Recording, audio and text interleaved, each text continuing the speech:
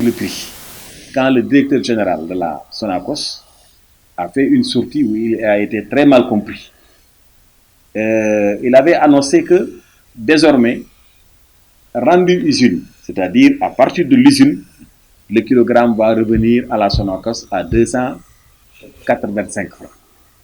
Et les producteurs qui sont au niveau des points de collecte ont pensé que déjà il y a une augmentation, une élévation du prix qui était désormais à 285 francs. Les opérateurs, quand ils se sont rendus sur les points de collecte, les producteurs ont dit que jamais on ne vend plus à 250. Donc il était question que dans notre tournée, on clarifie que le prix officiel de 250 reste maintenu. Pour les 285 francs dont parlait le directeur général, c'est-à-dire qu'il y a une marge réservée à l'opérateur de 35 francs pour couvrir les frais d'abord de manutention au niveau du point de collecte, les frais payés aux peseurs au niveau du point de collecte, les frais de transport et les frais également d'abattement que certainement ils vont subir au niveau des centres de groupage. Ce qui fait donc en fait, il n'y a pas eu de problème, il n'y a pas eu d'augmentation, mais le prix officiel reste maintenu et qu'une marge de 35 francs maintenant est réservée à l'opérateur dès qu'il fait le transport, la manutention. S'il a des abattements, il aura une marge de 35 francs sur chaque kilogramme au niveau de l'usine qui lui permettra effectivement de pouvoir s'en sortir. Et cela a été très clair. Et je crois que Dieu merci, les exportateurs également ont déjà tenu quelques réunions avec les huiliers afin de pouvoir harmoniser les prix. Parce que les exportateurs ont déjà des difficultés avec leurs financiers de l'extérieur. Parce que quand même, ils ont déjà acheté quelques stocks, mais qu'ils ne peuvent pas encore faire sortir. Et l'État également a raison de bloquer pour le moment, parce qu'il faudrait effectivement, comme je l'ai dit, que l'usine soit effectivement assurée d'avoir une production pour faire fonctionner ces unités et que le capital semencier également sera effectivement bien doté.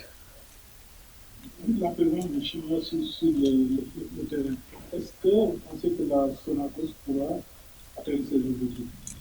On le croit bien parce que d'abord, avec les Chinois, il y a d'abord le problème de la taxe sur la commercialisation, mais également l'État, arrivé à une barre, arrête l'exportation. L'année dernière, c'était fixé à 400 000 tonnes. Au mois de janvier, quand l'État a vu que les exportateurs ont déjà acheté 400 000 tonnes, il n'a pas attendu le mois de mai où on achetait pour l'exportation 500 000 tonnes pour dire que désormais, le reste doit être maintenant réservé pour les semences, pour les industries et pour la consommation locale. Cette année, on pense entre 200 000 et 300 000 tonnes pour l'exportation. Et je crois que donc, si on ne dépasse pas cette barre, c'est sûr que le produit ne peut aller qu'à la Sonacos. Parce que d'abord, il n'y a pas d'usine qui puisse acheter aujourd'hui à 300 francs et aller faire une structuration pour vendre de l'huile extérieure. Parce que pour avoir 1 litre d'huile, il faut 3 kg et demi. 3 kg et demi, ça va vous faire presque à 300 francs, 1050 francs. Hein? Et déjà, ça pose problème. Et que cette huile, aucun Sénégalais donc ne pourra le consommer. Qu'est-ce qu'il faut faire donc? Il faut faire de sorte que ces huiliers puissent acheter à un prix qui leur permettra de pouvoir travailler.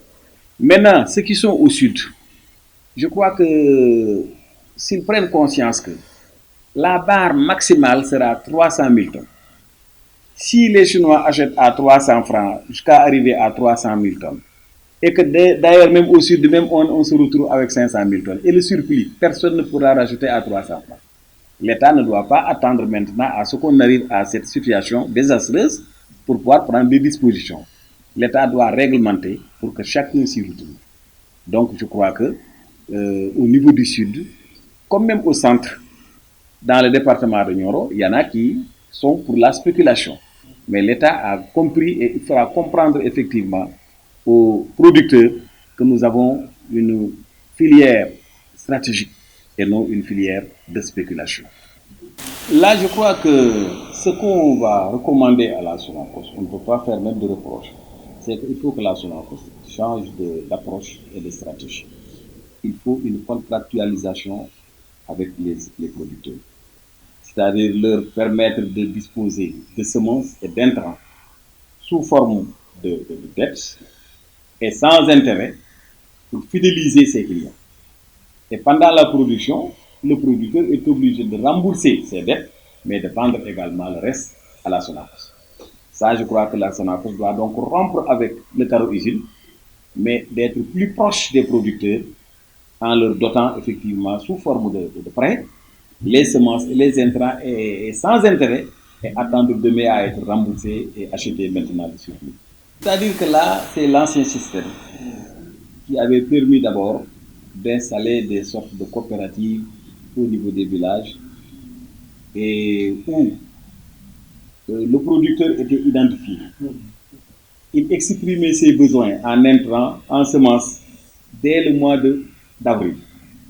Et à la fin du mois de mai, effectivement, on venait leur donner leur demande sous forme de prêt. Mais c'était avec un intérêt très élevé à l'époque, c'était 25%. Mais dès que vous contractez maintenant au niveau de votre coopérative, pendant la production, vous êtes obligé d'aller à la coopérative d'abord, de rembourser, mais également de vendre le reste. À l'époque, il n'y avait pas de Chinois. Les Chinois ont commencé au Sénégal en 2010. De 2000 à 2010, le problème de commercialisation, c'était des méventes. Il n'y avait pas de financement. Il y avait des bons impayés. Les paysans traînaient avec les bons. Et le régime en place avait jugé utile d'aller trouver maintenant des partenaires pour avoir le marché extérieur. C'est ainsi que les Chinois ont signé des accords avec le Sénégal. Maintenant, de 2010 à nos jours, ce n'est plus des problèmes de mévente, mais c'est des problèmes de surenchère, des problèmes effectivement de prix qui font qu'en fait, on risque d'avoir la vente libre des arachides, ce qui n'est pas possible, au lieu d'avoir une campagne de commercialisation bien organisée, bien réglementée. Eh bien, je crois que pour la fourchette qui leur est réservée, parce que dans le programme du président Macky Sall, il a prévu une exportation jusqu'à hauteur de 3/4 de la production nationale.